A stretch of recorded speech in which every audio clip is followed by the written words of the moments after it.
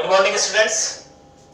So in our last video, we have already completed the 3 applications of biotech in the field of agriculture.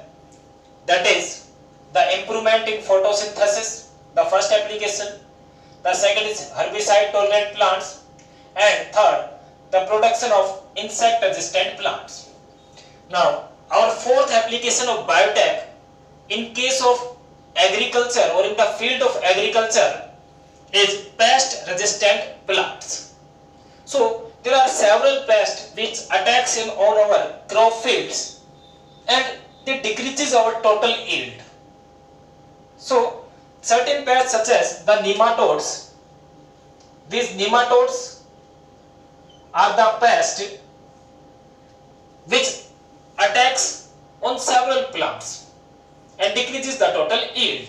So nematodes are usually they are parasites, and they are parasites for large number of plants, large number of animals, including the human beings, So nematodes are the pest which acts as parasite for large number of plants, animals, including the human beings. These nematodes, such as the most common nematode,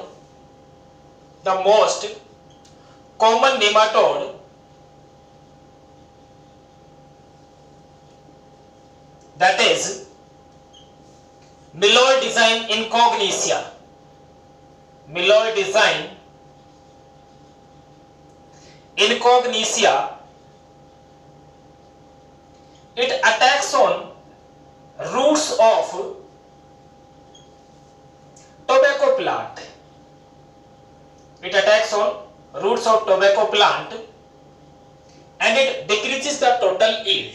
So this loss by these nematodes, that is by Meloidezyme incognitia, it can be reduced by using certain strategies such as the RNA interference. Such strategies are RNA interference.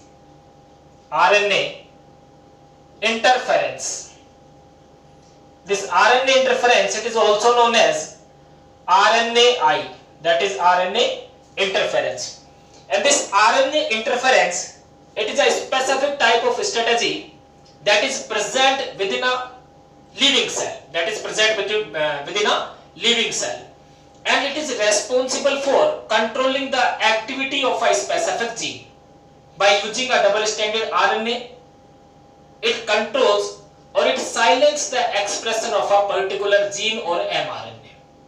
Now, how this strategy acts, we will discuss now this.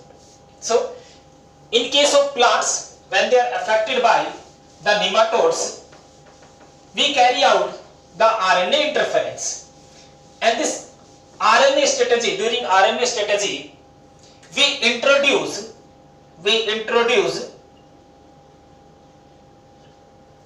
some nematode specific genes.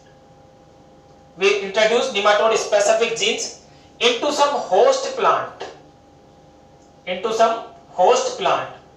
Now, these genes are introduced with the help of Agrobacterium tumefaciens.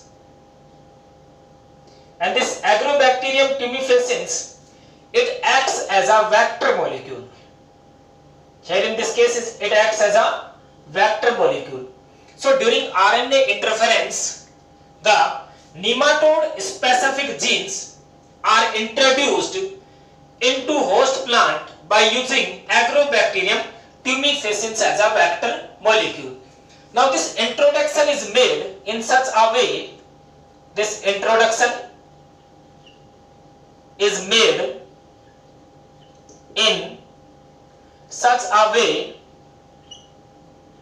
that when the genes expresses in host plant,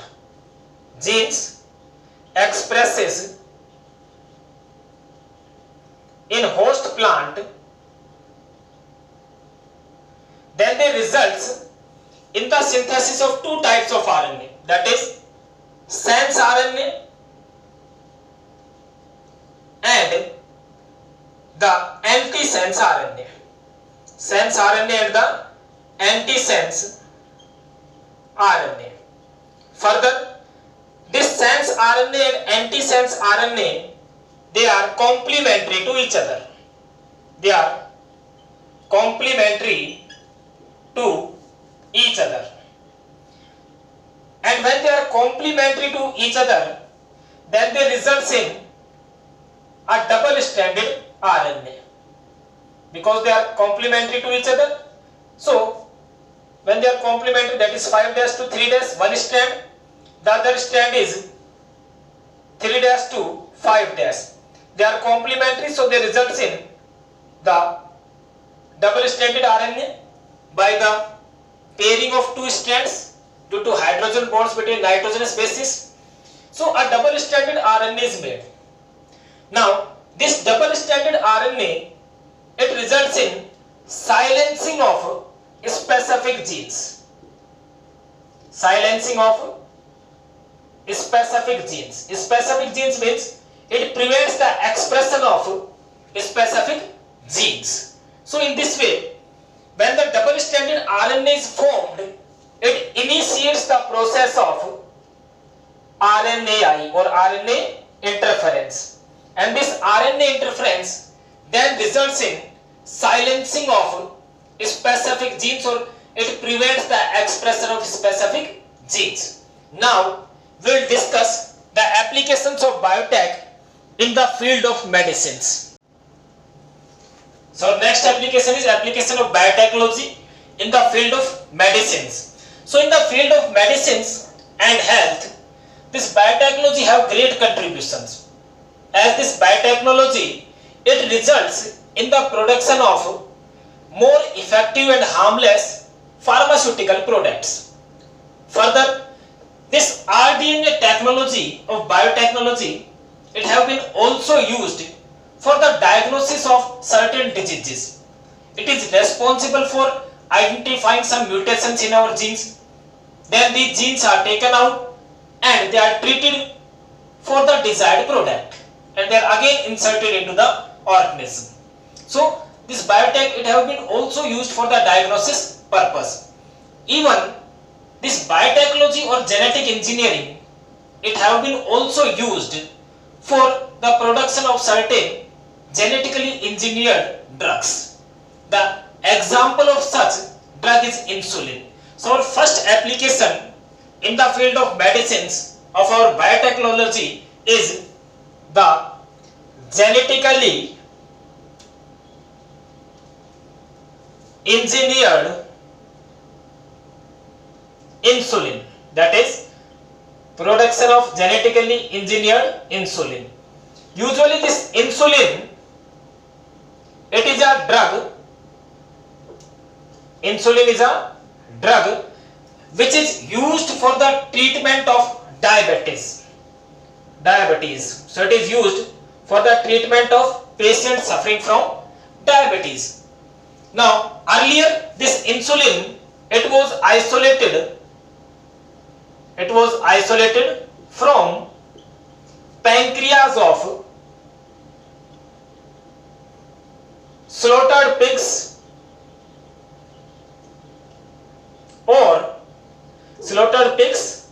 or cattle. But the insulin that is isolated from the pancreas of slaughtered pigs or cattle, it caused some allergic reactions in patient. Now, so biotechnology have been used for the synthesis of human insulin by using the genetic engineering process. Further, this insulin, it is a drug that consists of two polypeptide chains, that is a chain A or peptide A and a chain B or a peptide or polypeptide B. Now in case of human beings, this insulin, it consists of 51 amino acids. It consists of 51 amino acids. Out of this 51 amino acids, chain A consists of 21 amino acids, whereas chain B consists of 30 amino acids. Chain B consists of 30 amino acids, and these both chains, they are joined by two disulfide bridges. They are joined by two disulfide bridges to each other. In case of human beings, this insulin, it is synthesized from a prohormone, and this prohormone, it consists of an extra peptide that is known as C chain. So when this prohormone undergoes the maturation, it results in the formation of a mature insulin. So we'll discuss now the diagram of this insulin, the three peptide chains of this insulin. So in case of human beings, the three peptide chains are arranged, that is, this is peptide chain A, we are representing here, this is peptide A. Now after that comes here the peptide C, this is peptide C up to here, we are representing with plus sign. So this is peptide C, and then comes the peptide B. So here is our peptide B. This is peptide B. So it is chain B or peptide B or polypeptide B, and this is our peptide C. Now when this undergoes maturation, it is a prohormone. So in case of human beings, the insulin is synthesized from a prohormone which consists of three peptide chains, that is peptide A, this is peptide B, and this is peptide C. And when this prohormone consisting of three peptide chains, it undergoes maturation, process, then the peptide C gets removed from this prohormone. So this portion gets removed from this prohormone. So here it will result into the synthesis of a mature insulin consisting of a peptide B. This is our peptide B. So this is peptide B, and it is joined by two disulfide bridges to A chain. It is joined by two disulfide bridges to B peptide, and this is our B peptide. Here we are having B peptide which are joined to each other by two disulfide bridges. This is our peptide or chain A, we can say. This is chain A and this is chain B. Whereas the C chain got removed from here. The C chain got removed, and C chain is here we are having, this is our C chain. So it is peptide C, and this, that is peptide A and peptide B, it is known as mature insulin. It is known as mature insulin. So this is the processing of synthesis of mature insulin in case of human beings. So when this insulin that was isolated from pancreas of slaughtered pigs or cats, it caused some allergic reactions in the human beings. Then the biotechnologists think of a human insulin for the synthesis of human insulin, and they succeeded in that by using the genetic engineering process. So during genetic engineering process, the human insulin is synthesized, and now we will discuss that process of the synthesis of human insulin. So during synthesis of human insulin, they took a bacterial cell containing the plasmid, and they also took a human cell whose nucleus contains the genes for the synthesis of insulin. Then they isolated the plasmid vector, they isolated the plasmid from the bacterial cell, that is from E. coli, It is a bacterial cell, that is E. coli, Escherichia coli. They took the plasmid of E. coli, which is to be used as vector molecule, and from this human cell they took out the genes which are responsible for the synthesis of insulin.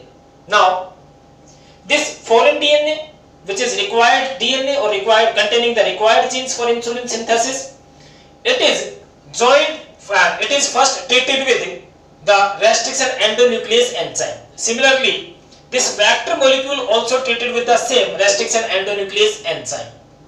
This restriction endonuclease enzyme, it cuts the foreign DNA responsible for containing genes of insulin and the vector DNA from the same site, from the same recognition site or cloning site, and it resulted in the production of sticky ends on both DNA strands.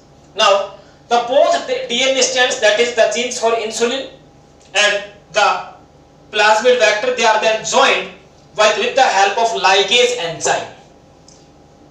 So, when they are joined by the help of ligase enzyme, it resulted into the synthesis of a rDNA molecule, that is recombinant DNA molecule. Now this recombinant DNA molecule, it is transferred into some vector-less or plasmid-less E. coli. It is transferred into some plasmid-less E. coli bacteria. And when it is transferred into some plasmid-less E. coli bacterium, it resulted into the transformation process. After that, the genes present in the rDNA molecule responsible for the synthesis of insulin, they got multiplied, and after multiplication they resulted into the synthesis of insulin within the bacterium. Now this insulin was similar to the insulin of human beings, and after that this insulin, it is isolated from that bacterium, it is separated from that bacterium, and it is then purified and used for the treatment of diabetic patient. So in this way, by using the rDNA technology, the biotechnologist has synthesized the human insulin. And this human insulin is synthesized from the human genes, so it is identical to the human insulin, and it was then used for the treatment of the diabetic patients.